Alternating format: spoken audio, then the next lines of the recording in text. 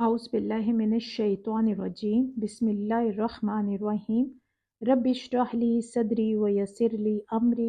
वहलुल उक़दतम मिन लिसानी यफ़क़हू क़ौली वजअल ली वज़ीरम मिन अहली रब्बी यस्सिर व ला तुअस्सिर व तमिम बिल खैर व बिका नस्तईन रब्बी ज़िदनी इल्मा। अस्सलामु अलैकुम व रहमतुल्लाहि व बरकातुहू। आज इंशाअल्लाह हम सूरह बकरा की आयत नंबर 189 ऑनवर्ड स्टार्ट करेंगे। बिस्मिल्लाहिर्रहमानिर्रहीम। वो सब आपसे पूछते हैं नए चांदों के बारे में। आप कह दें वो औकात के पैमाने हैं लोगों के लिए और हज के लिए भी। और नेकी ये नहीं कि तुम सब आओ घरों को उनकी पुश्त से, और लेकिन नेकी उसकी है जो बच्चा रहे, और तुम सब आओ घरों में उनके दरवाज़ों से, और तुम सब डरते रहो अल्लाह से ताकि तुम सब फलाह पा जाओ। अब देखें, अल्लाह ताला ने कहा है ना कि मेरी पैदा करती इस कायनात में जो जो भी चीज़ है उस पे एक इंसान गौर व फिक्र करे ताकि वो अल्लाह तक पहुंच जाए। अब देखिए, चांद है, आम रूटीन में तो लोग देखते कहते चांद है ऊपर आसमान पे, हम रात को देखते हैं, कहते हैं देखिए अल्लाह ताला ने पैदा किया है। लेकिन अब आप चांद के मुतालिक देखें, ये एक किस्म का अल्लाह ताला ने कैलेंडर समझे कि लटका दिए। आसमान में हमें जो नज़र आता है ना चांद रात को, अब ये समझे कि एक कैलेंडर है जिसे देख के इंसान को चांद की तारीख का अंदाज़ा होता है। जैसे एक चांद निकलता है ना बिल्कुल स्टार्ट में, तो वो आप ये समझे कि वो कुछ दिनों के बाद वो निस चांद देख कर पता चल जाता है कि एक हफ्ता गुजर गया है। मीन पहले बिल्कुल एक बारीक सी इस तरह की लाइन सी होती है, बिल्कुल स्टार्ट होता है चांद का, इंसान को पता चल जाता है कि यह नया महीना शुरू हुआ है, ये उसका स्टार्ट है। फिर जिस वक्त वो आध हो जाता है, थोड़ा सा निस्फ हो जाता है, फिर पता चल जाता है कि ये एक हफ्ता गुजर गया। जिस वक्त वो हाफ हो जाता है, जिस वक्त वो चांद बिल्कुल गोल हो जाता है, मीन पूरा चांद हो जाता है, तो इंसान को अंदाज़ा हो जाता है कि अब 2 हफ्ते गुजर गए इस महीने के। फिर इसी तरह वो घटना शुरू कर देता है, पहले इसी तरह थोड़ा सा हाफ होता है, फिर और हाफ होके तो हो जाता है। ये एक किस्म का लोगों के लिए ना अल्लाह ताला ने वक्त तयन के लिए ये बनाया, इससे इंसान को वक्त तयन भी होता है। अब सबसे देखिए अहम मसला क्या है, हज का है। अब थोड़ा सा यहाँ पे गौर करें। पहले अल्लाह ताला ने क्या हुक्म दिया, कौन सी आयत आई, सोम के मुतालिक, यानी रमज़ान के मुतालिक कि रमज़ान में आप रोज़े रखो ताकि आपको सब्र का अंदाज़ा हो कि सब्र कैसे करना है, कैसे अपने अंदर आपने बर्दाश्त पैदा करनी है। फिर उसके बाद अब हज का जिक्र आ रहा है। अब हज के फ़ौरन बाद ही ना फिर उसके साथ ही फिर कताल का जिक्र आएगा। अब थोड़ा सा यहाँ पे अब गौर करें। अब देखिए, हज हज क्या है, ये वो इबादत है जो किसी ख़ास जगह पर होती है। कहाँ? मक्का मुकरमा में। ये नहीं, हज हम दुनिया के और किसी खित्ते में किसी जगह जाके नहीं कर सकते। जहाँ तक बात है नमाज की, रोज़े की, ये हम हर जगह जहाँ अल्लाह ताला ने कहा है कि पाक जगह मिले, पूरी ज़मीन अल्लाह ने हमारे लिए जाए नमाज बना दी, अब नमाज पढ़ सकते हैं। जिस जगह भी, जिस खित्ते में हम रोज़े रख सकते हैं। इवन हर जगह हम ज़कात दे सकते हैं। लेकिन हज हज होना है मक्का मुकरमा में ही। अब उस टाइम ज़ाहिर है मक्का मुकरमा मुशरिकीन मक्का के अंडर था। अब जितने भी मुशरिकीन अरब थे उनकी ज़ेर तसल्लुत था, और वो ज़ाहिर है इतनी आसानी से तो इजाज़त ना देते कि मुसलमान आके दर हज अदा कर जाए। उन्होंने तो मुसलमानों को देखा जाए दर बदर कर दिया था। इन्हीं के जुल्म सितम से बच के तो मुसलमान फिर हिजरत करके मदीना गए थे। लेकिन अब अल्लाह ताला ने पहले रोज़ों का दिया कि किस तरह सोम का मामला है, फिर उसके बाद अल्लाह ताला ने हज का कहा है। अब हज के लिए तैयार करके कि जब वो फ़र्ज़ होगा तो ज़ाहिर है उसके बाद फ़ौरन अल्लाह ताला ने उन्हें कताल को हुक्म देना है कि जब तक कताल नहीं होगा, जंग नहीं होगी, वो मक्का उनसे ले वापस नहीं ले सकते और वो हज अदा नहीं कर सकते। अब कताल के लिए देखिए पहले सब्र का होना बहुत ज़रूरी है। चुनांचे पहले मेरे रब ने रोज़े का हुक्म दिया कि जैसे घोड़ों को पहले वो रोज़े रखवाते थे, तो अल्लाह ताला ने हुक्म दिया ऐसे ही खुद रोज़े रखो। अब सूरह बकरा में सोम, हज और कताल के अहकाम के दरमियान ये तरतीब और एक रब्त है। अच्छा देखिए, चांद का घटना बढ़ना एक ऐसा मंजर है, ہر زمانے میں یہ خاص طور پر انسان کی توجہ کو اپنی طرف کھینچتا ہے، اور اسی چاند کے گھٹنے بڑھنے کے متعلق طرح طرح کے اوہام و تخیلات اور رسوم جو ہے وہ دنیا کی قوموں میں رائج رہے ہیں تھرو آؤٹ، ایون ابھی تک رائج ہیں۔ اہل عرب میں بھی اسی قسم کے اوہام اس ٹائم بہت موجود تھے۔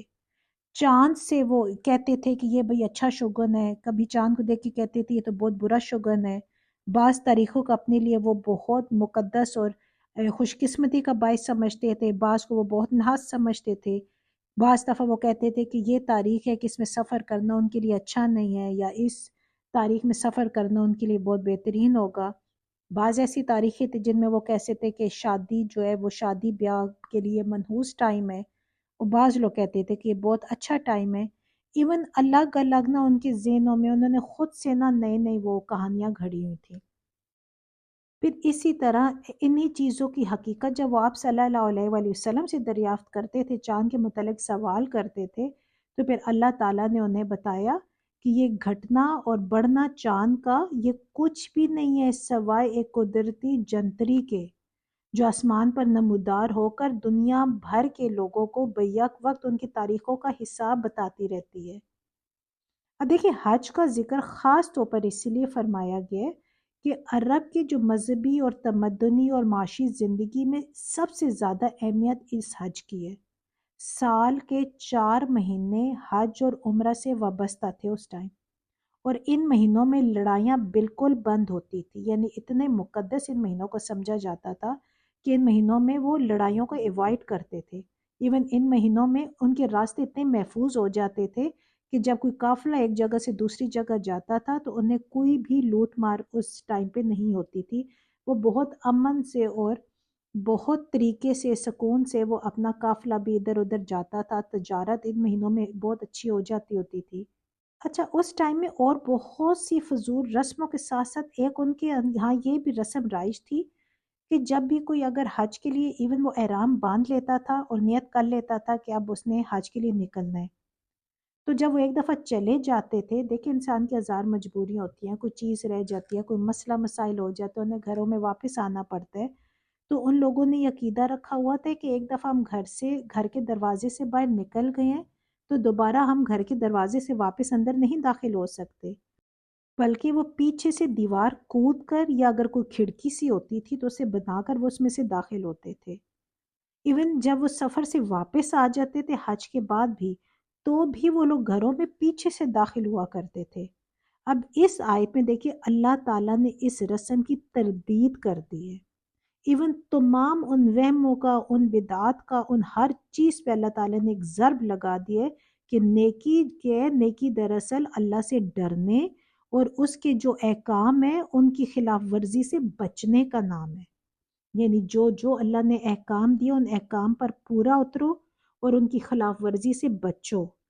یہ جو بامانی قسم کی رسموں کو انہوں نے شامل کر دی ہے نا، ان کا نیکی سے کوئی تعلق واسطہ نہیں ہے۔ یہ تو صرف اور صرف باپ دادا کی وہ اندھی تقلید ہے جو وہ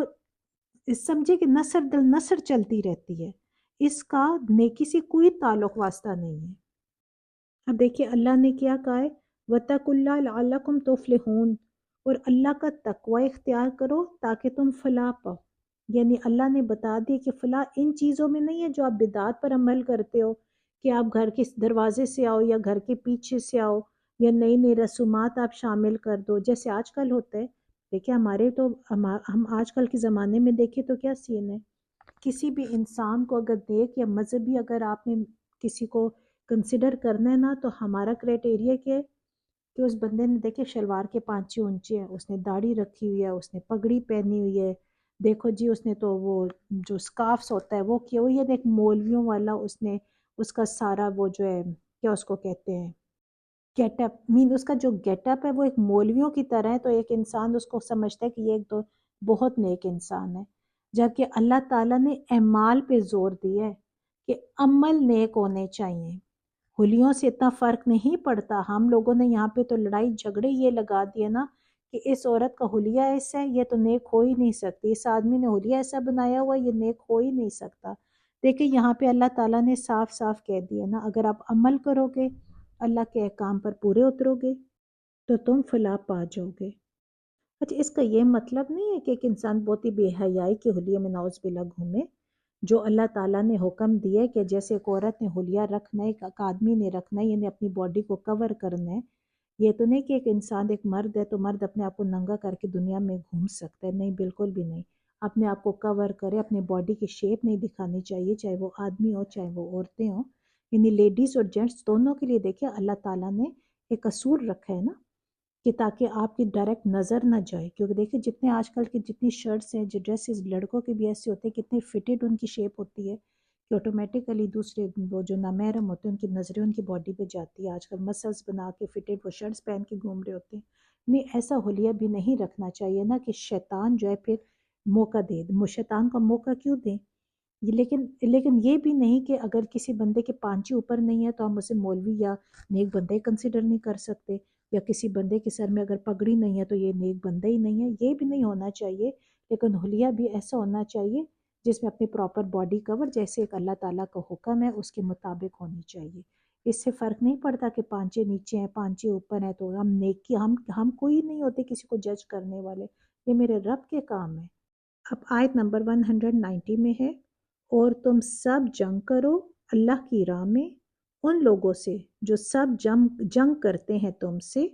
اور نہ تم سب زیادتی کرو، بے شک اللہ نہیں پسند کرتا سب زیادتی کرنے والوں کو۔ اب دیکھیں یہاں پہ اللہ کا حکم آ گیا نا کہ تم سب جنگ کرو اللہ کی راہ میں۔ اب غور کریں، اللہ کی راہ میں ذاتی مفاد کے لیے انسان نے جنگ نہیں لڑنی، کسی سے لڑائی جھگڑا نہیں کرنا، اللہ کی راہ میں جنگ کرنی ہے، اور وہ بھی ان لوگوں سے جو جنگ کرتے ہیں اللہ کے راستے میں، جو انسان کو تنگ کرتے ہیں، انسان کو تکلیفیں دیتے ہیں اللہ کے راستے میں۔ اور اللہ کہہ رہا ہے کہ تم سب زیادتی مت کرنا، کیونکہ اللہ زیادتی کرنے والوں کو پسند نہیں کرتا۔ اگر وہ تم لوگوں سے جنگ کرتے ہیں اللہ کے راستے میں تو آپ پورا ان کا مقابلہ کرو، آپ قتال کرو۔ لیکن ایسے لوگ جو دین حق کی راہ میں کوئی بھی مزاحمت نہیں کرتے تو ان کے ساتھ جنگ مت کرو،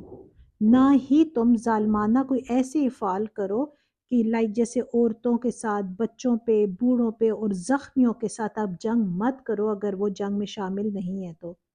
یا کسی کے کھیتوں کو مت جلاؤ، کسی کو مویشیوں کو خواہ مخواہ برباد مت کرو، یہ سب وحشیانہ عمل ہے اور اللہ تعالیٰ نے ان سے منع کیا ہے۔ اللہ تعالیٰ نے کہا ہے کہ صرف انہی سے جنگ کرو جو تم سے اللہ کے راستے میں جنگ کرتے ہیں۔ اب دیکھیں، اب غور کریں نا، پہلے جس ٹائم مسلمان بہت کمزور تھے اس ٹائم نئے نئے کام تبلیغ، آپ صلی اللہ علیہ وسلم کی تبلیغ کا کام شروع ہوا تھا، ظاہر ہے اس ٹائم بہت مسلمان بھی نہیں تھے، بہت اسٹرانگ بھی نہیں تھے، تو اللہ تعالیٰ نے انہیں حکم دیا تھا کہ صبر سے کام لو۔ پھر اللہ تعالیٰ کے حکم سے وہ لوگ مدینہ چلے گئے ہجرت کر کے۔ پھر جب مدینہ میں ایک چھوٹی سی شہری ریاست بن گئی تو اس کے بعد اللہ تعالیٰ نے پہلا حکم دیا، کیا حکم دیا؟ کہ جو لوگ دعوت اصلاح کی راہ میں مزاحمت کرتے ہیں ان کو تلوار کا جواب تلوار سے دو۔ پھر اس کے بعد ہی جنگ بدر پیش آئی تھی، پھر اسی طرح پھر آہستہ آہستہ لڑائیوں کا ایک سلسلہ شروع ہو گیا تھا۔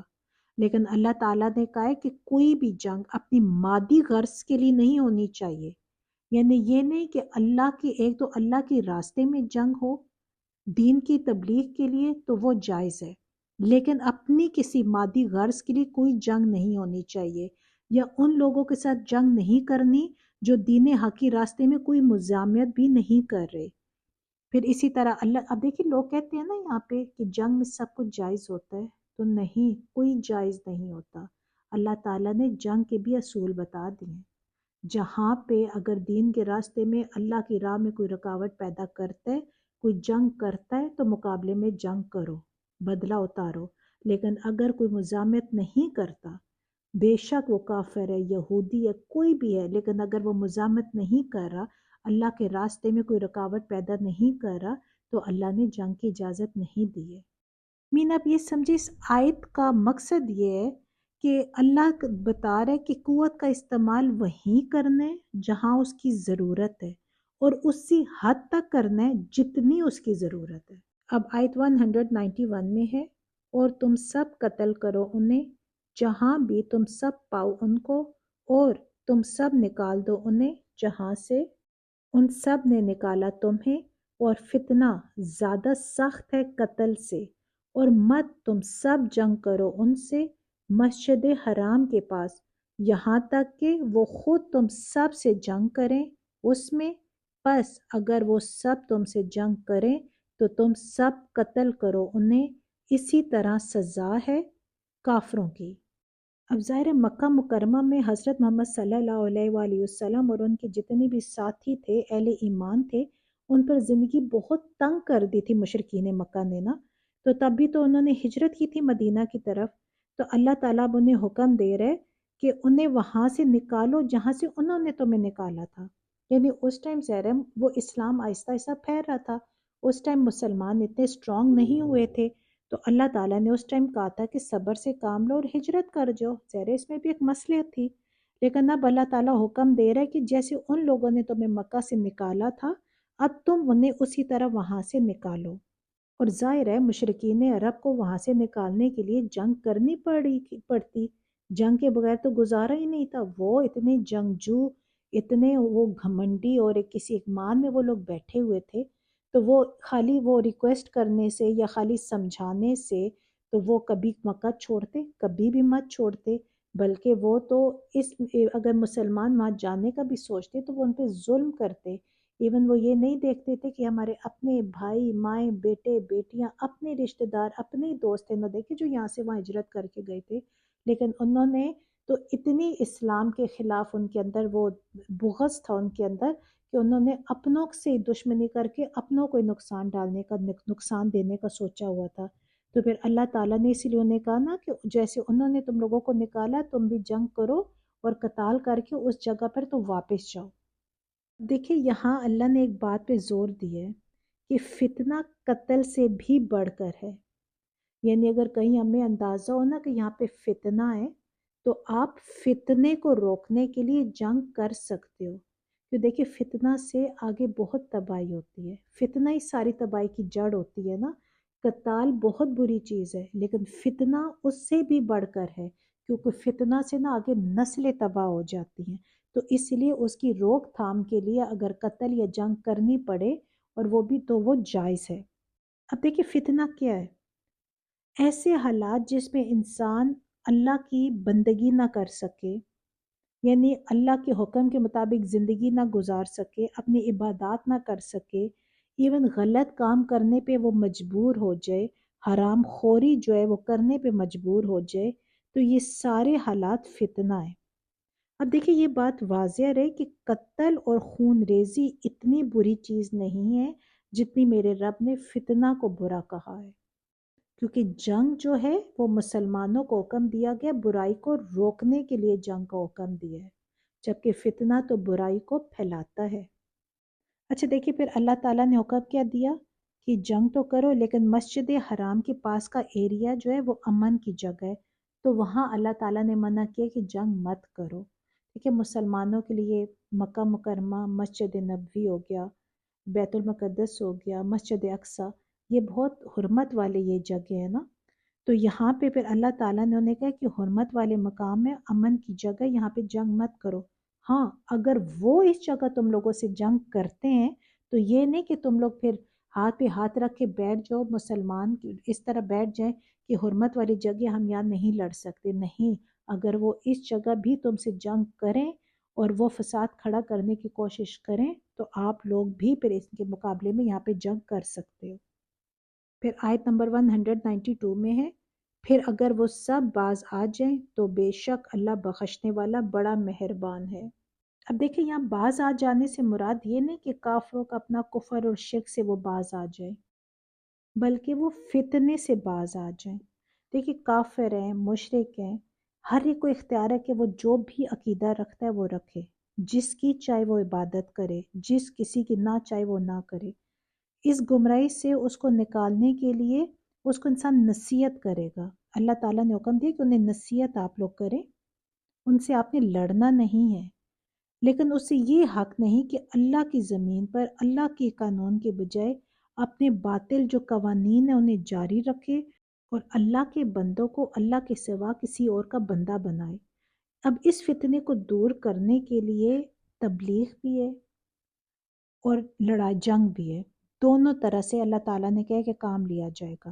اور مومن اس وقت تک چین سے نہیں بیٹھے گا جب تک کفار اپنے اس فتنے سے باز نہ آ جائیں۔ اب دیکھیں ہمارے رب نے حکم دے دیا کہ اگر وہ لوگ باز آ جائیں تو صرف ظالموں کے ساتھ آپ نے جنگ لڑنی ہے، پھر ظالموں کے سوا کسی اور سے آپ نے دست درازی نہیں کرنی۔ دیکھیں اب اس بات سے یہ بھی اشارہ ملتا ہے کہ جب ایک نظام حق قائم ہو جاتا ہے اور جو باطل نظام ختم ہو جاتا ہے تو عام لوگوں کو انسان معاف کر دے، لیکن ایسے لوگ جنہوں نے اپنے اس اقتدار میں شدید ظلم و ستم کی حد ختم کر دی تھی، انہوں نے ہر چیز کی حد کراس کر دی تھی اور انتہائی انہوں نے ظلم کیے تھے، تو انہیں وہ سزا دے سکتے ہیں۔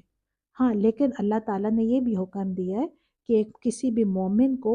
درگزر سے کام لینا چاہیے، وہ زیادہ پسند کیا گیا ہے، اور فتح یاب ہو کر ظالموں سے انتقام نہ لے تو یہ پسندیدہ عمل ہے۔ لیکن اگر جرم حد سے زیادہ،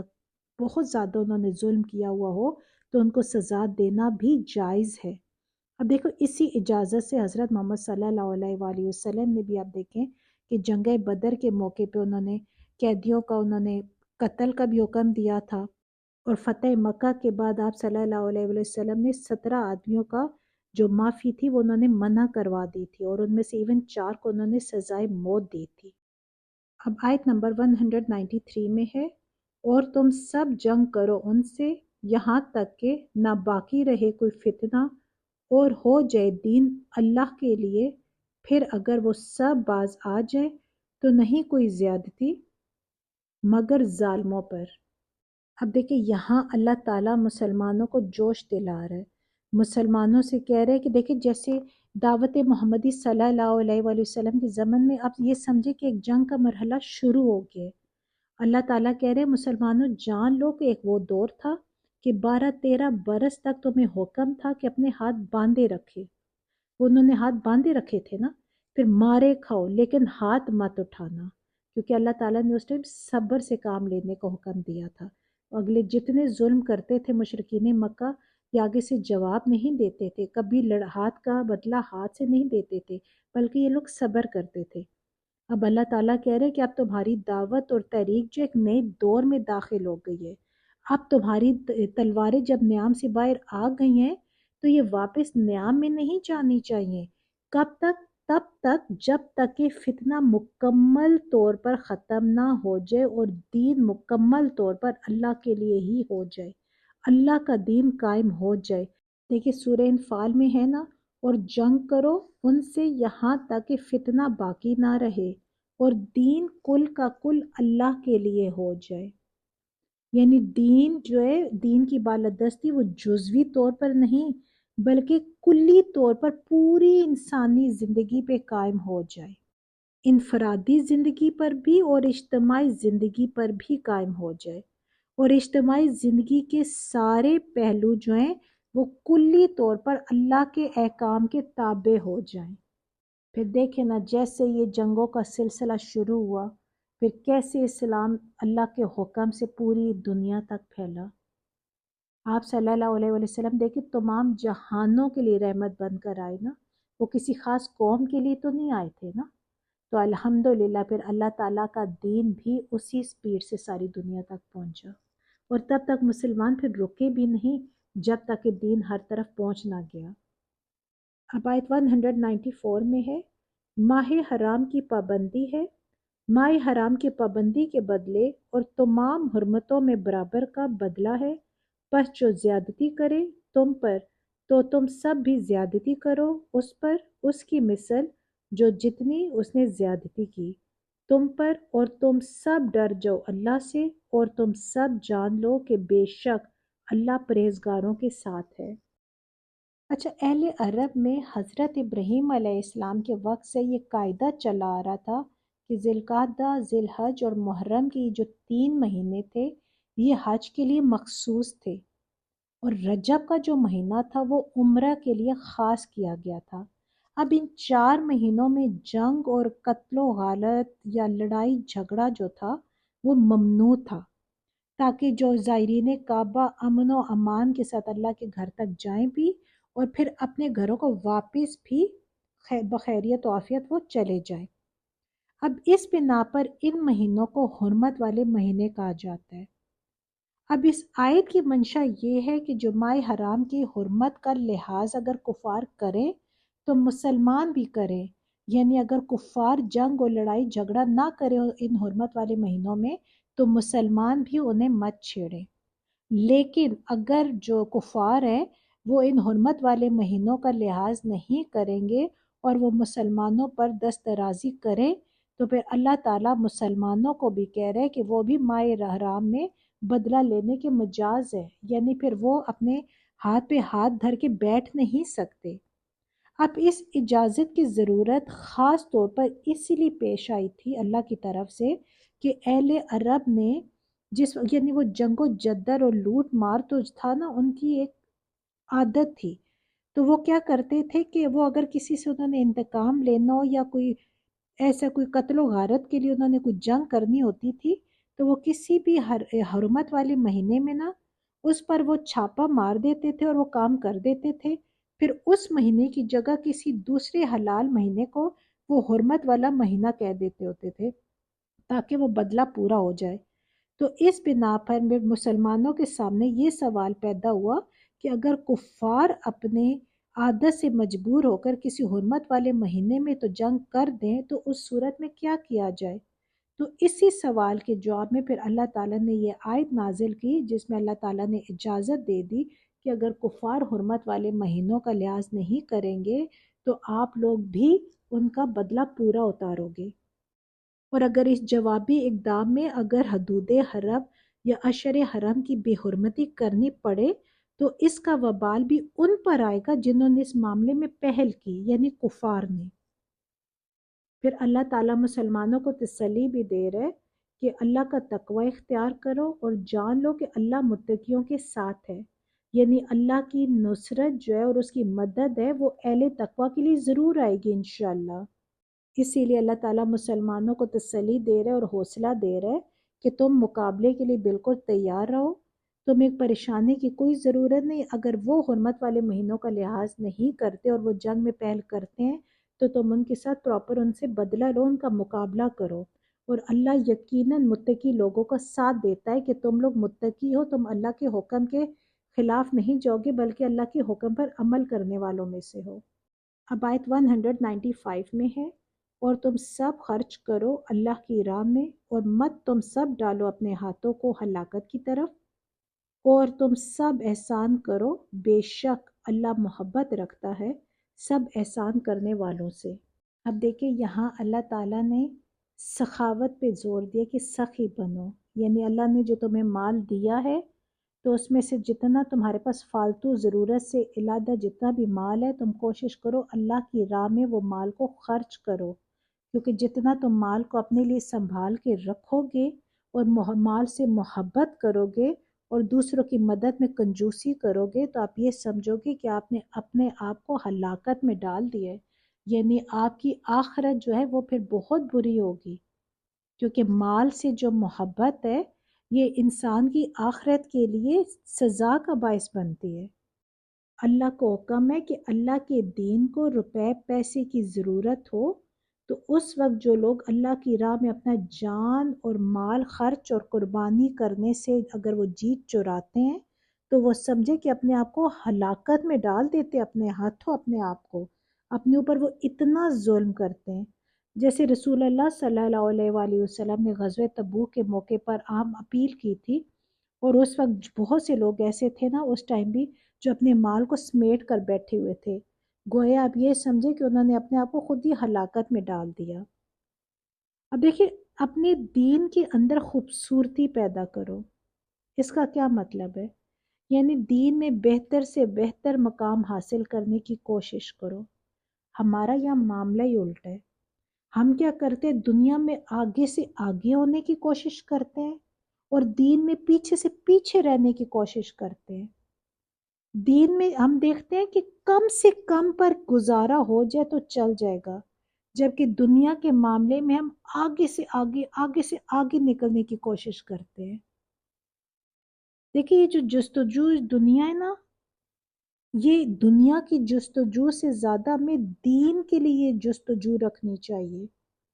ہمیں نیکی کے کاموں میں بازی لے جانے کی کوشش کرنی چاہیے. دنیا کے کاموں میں ہمیں کوئی فائدہ نہیں ہونا سوائے دنیا میں وقتی طور پر کوئی اش کر لے گا، کوئی واہ واہ کر لے گا، کوئی تھپکی دے دے گا، بس اور کچھ بھی نہیں ہے. ہاں، دین کے کاموں میں اگر آپ آگے سے آگے بڑھو گے نا تو یہ بہت بہترین سودا ہے، بہت بہترین تجارت ہے جب اپنے رب سے کرو گے.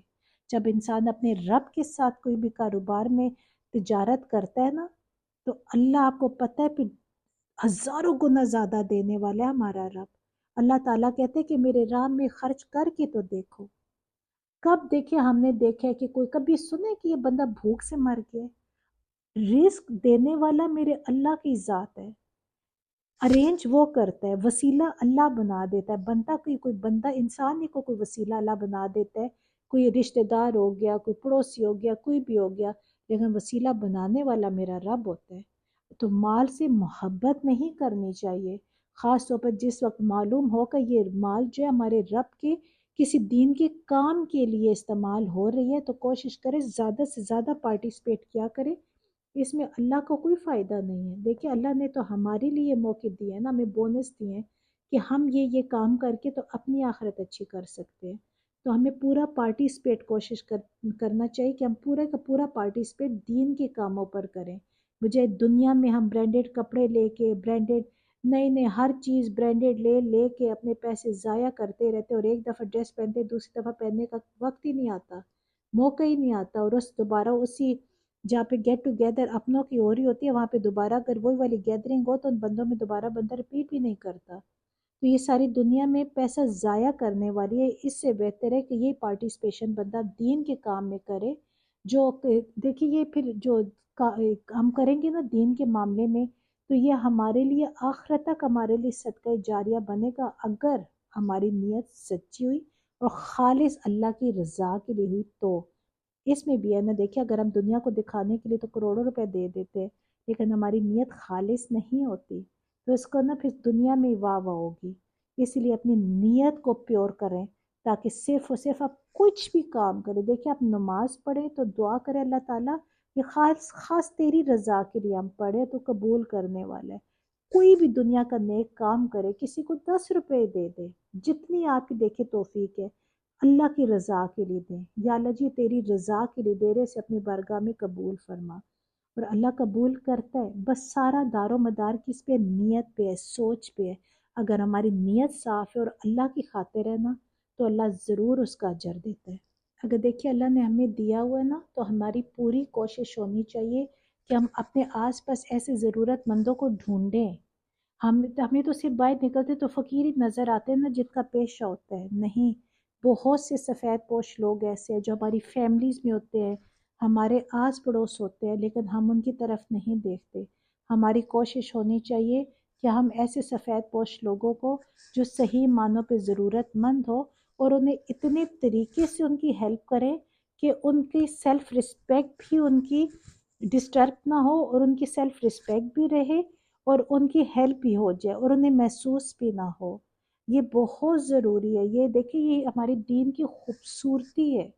جس کو ہم نے لے کر چلنا ہے. اسی طرح دیکھیں انسان جس ٹائم ایک دوسرے پہ احسان کرتا ہے، اس کی مدد کرتا ہے نا تو پھر اسی طرح پریشانیاں بھی ختم ہوتی ہیں، پھر محبت بھی ایک دوسرے کے ساتھ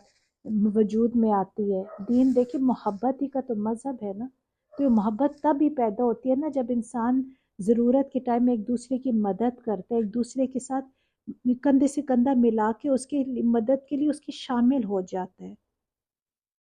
تو اللہ تعالیٰ کہتے ہیں نا کہ اللہ تعالیٰ احسان کرنے والوں سے محبت رکھتا ہے، یعنی ہر اس انسان سے جو دوسروں کے مشکل وقت میں کام آنے کی کوشش کرتا ہے اور پہل کرتا ہے اللہ کی رضا کی خاطر. تو اللہ ایسے لوگوں سے بہت محبت رکھتا ہے. اللہ تعالیٰ سے سچے دل سے دعا ہے کہ اللہ تعالیٰ مجھ سمیت ہم سب جتنے یہ سن رہے ہیں ہم سب کے دلوں میں یہ احساس ڈالے کہ ہم واقعی دنیا میں مقابلہ کرنے کی بجائے دنیا میں زیادہ سے زیادہ کی خواہش رکھنے کی بجائے ہم دین کے کاموں میں زیادہ سے زیادہ کی خواہش رکھیں تاکہ ہم اپنی آخرت اچھی کر سکیں اور ہم اپنا ہر ایک عمل اپنے اللہ کی رضا کے لیے بنائیں انشاءاللہ. اللہ سے دعا ہے کہ جو چھوٹی سی کوشش ہے اللہ کے راستے میں وہ میرے لیے، آپ سب کے لیے، اسپیشلی ہمارے والدین کے لیے صدقہ جاریہ بنائے۔ اور اگر میرے بولنے میں، سمجھنے میں یا سمجھانے میں کوئی غلطی ہو گئی ہو یا کوئی مطلب میں اس سے سمجھا نہ سکی ہو، تو اللہ تعالیٰ سے دعا ہے کہ اللہ تعالیٰ میں معاف فرمائے اور ہم سب کے علموں میں اضافہ فرمائے۔ آمین۔ السلام علیکم ورحمۃ اللہ وبرکاتہ۔